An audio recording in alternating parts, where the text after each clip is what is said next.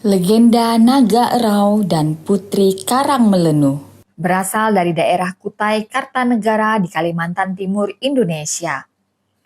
Legenda ini merupakan bagian dari cerita rakyat yang penting bagi masyarakat Kutai dan terkait dengan tradisi budaya mereka, termasuk upacara adat Erau yang sangat terkenal. Pada zaman dahulu kala, di kampung Melanti, hulu dusun tinggallah sepasang suami istri. Petinggi hulu dusun dan istrinya yang bernama Babu Jaruma. Usia mereka sudah cukup lanjut, namun belum dikaruniai seorang anak. Mereka selalu memohon kepada Dewata agar diberikan keturunan sebagai penerus keluarga mereka. Suatu hari, cuaca berubah sangat buruk. Hujan turun dengan sangat lebat selama 7 hari 7 malam. Petir menyambar dan guntur bergemuruh, disertai angin kencang yang membuat tak seorang pun penduduk hulu dusun berani keluar rumah, termasuk petinggi hulu dusun dan istrinya. Pada hari ke-7, persediaan kayu bakar untuk memasak habis. Karena cuaca yang tidak bersahabat, petinggi memutuskan untuk mengambil salah satu kasau atap rumahnya untuk dijadikan kayu bakar. Saat petinggi hulu dusun membelah kayu kasau, ia terkejut melihat seekor ulat kecil yang melingkar memandang ke arahnya dengan mata yang halus, seakan-akan meminta belas kasihan dan ingin dipelihara. "Apa ini? Seekor ulat di kasau rumah kita? Mengapa engkau ada di sini, makhluk kecil?" Ketika ulat itu diambil, keajaiban terjadi. Hujan yang tadinya lebat, guntur dan petir yang menyambar selama 7 hari 7 malam, tiba-tiba berhenti. Cuaca kembali cerah dan matahari pun muncul dari balik awan. Seluruh penduduk hulu dusun bersyukur dan bergembira atas perubahan cuaca ini. Ulat kecil itu kemudian dipelihara dengan baik oleh keluarga petinggi hulu dusun. Babu Jurama sangat rajin merawat dan memberinya makanan berupa daun-daun segar. Hari berganti hari, bulan berganti bulan. Ulat itu membesar dengan cepat dan ternyata ia adalah seekor naga.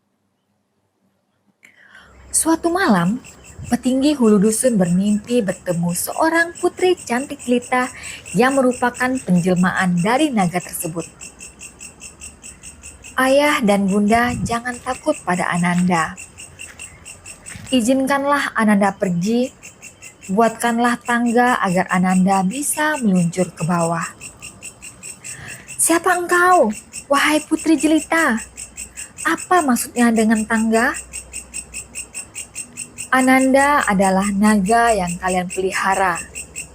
Percayalah, Ananda tidak akan menyakiti kalian."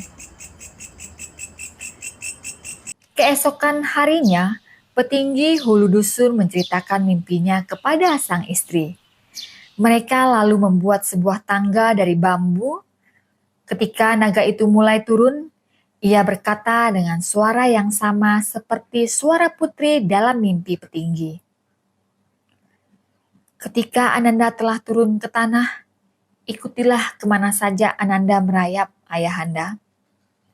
Ayahanda, bakarlah wijen hitam dan taburi tubuh Ananda dengan beras kuning.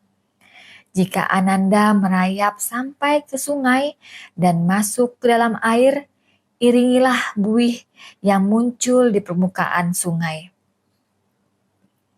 Sang naga pun merayap menuruni tangga itu sampai ke tanah dan menuju ke sungai, diiringi oleh petinggi dan istrinya.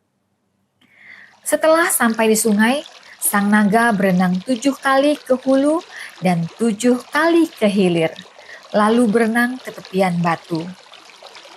Di tepian batu, sang naga berenang ke kiri 3 kali dan ke kanan 3 kali sebelum akhirnya menyelam.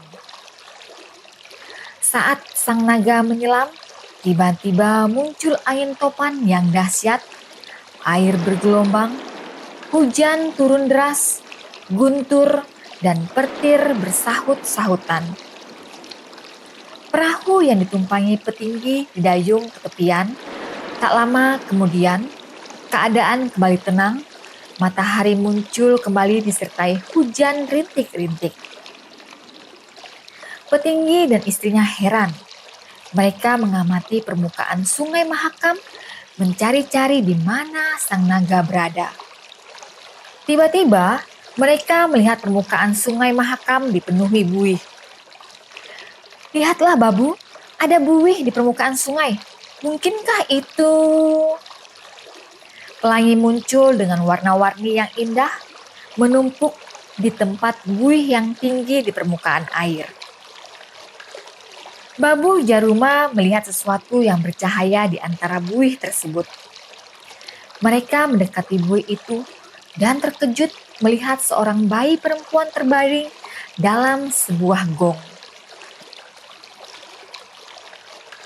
Gong itu diangkat oleh naga yang menghilang tadi. Semakin gong dan naga itu meninggi ke atas permukaan air, tampaklah oleh mereka seekor binatang aneh sedang menjunjung sang naga dan gong tersebut. Petinggi dan istrinya ketakutan melihat binatang aneh yang ternyata adalah lembu suana. Mereka segera mendayung perahunya ke tepian batu. "Benar, itu buih yang ditinggalkan anak kita. Lihat, ada cahaya dalam buih itu."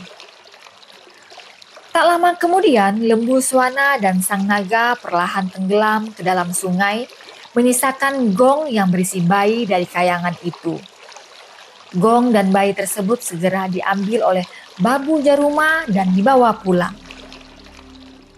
Bayi itu dirawat mereka dan sesuai dengan mimpi yang dialami mereka, bayi itu diberi nama Putri Kerang Melenu. Bayi perempuan ini kelak menjadi istri Raja Kutai Kartanegara yang pertama, Aji Batara Agung Dewa Sakti. Nama Erau sendiri berasal dari kata eroh yang berarti ramai atau meriah. Erau merupakan upacara adat yang penuh kemeriahan, diadakan untuk merayakan dan mensyukuri berbagai kejadian penting dalam kehidupan masyarakat Kutai. Upacara ini melibatkan berbagai profesi adat, tarian, dan permainan tradisional yang mencerminkan kebudayaan dan tradisi masyarakat Kutai yang kaya. Demikianlah mitologi Kutai mengenai asal mula naga yang menghantar Putri Junjung Buih atau Putri Karang Melenu, ibu suri dari raja-raja Kutai Kartanegara, dan asal-usul nama Erau yang melambangkan kemeriahan dan kebahagiaan dalam upacara adat masyarakat Kutai. Nah, itulah legenda Naga Erau dan Putri Karang Melenu. Masih banyak lagi cerita dan legenda yang akan kami sajikan. Jangan lupa untuk like, komen, share, dan subscribe channel ini. Sampai jumpa di legenda berikutnya. Salam legenda.